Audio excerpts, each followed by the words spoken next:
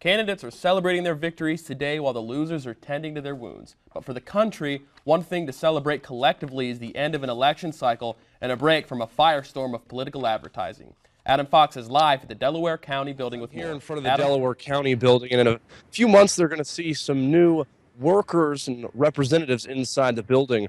But until then, in the couple of months we have, now we're going to have a little bit of time so that voters can step away and don't have to watch any more of those pesky political advertisements.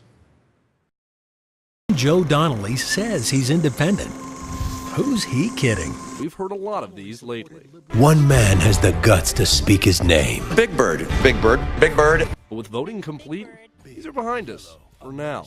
Ball State professor Michael Hanley says local TV stations love the political season because they benefit from the spending. They sell a lot of their inventory that may not have been sold originally, but for non-candidates, they sell it at the highest price. And even for a candidate, even if they have to sell it for what they say is their lowest price, it's still very profitable for them. It's so profitable because of the endless late onslaught of these ads. According to the Center for Responsive Politics, $6 billion was spent nationally from local to presidential races. For the presidential race, Hanley says the money was for the small number of undecided voters. There were very few independents or non-committed voters, but they still spent a huge amount of money to try to reach those people.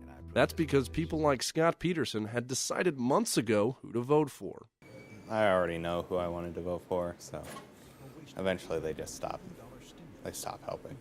For other voters like Marvin Jones, he was indecisive with the information from the ads. I found it a constant battle to if I approved of it or not, because where some of them actually presented information about each candidate, a lot of the other ones just played a blame game. A blame game that experienced voters and politicians know all too well.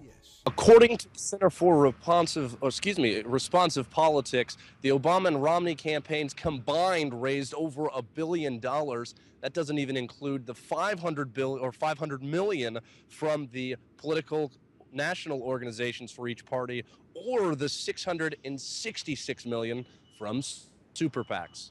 In Muncie, Adam Fox, NewsLink, Indiana. Hey, thanks, Adam. Television and radio advertisements for both presidential campaigns, they were the effective main focus for both presidential campaigns, but spending for online advertising from both parties totaled $24.2 million.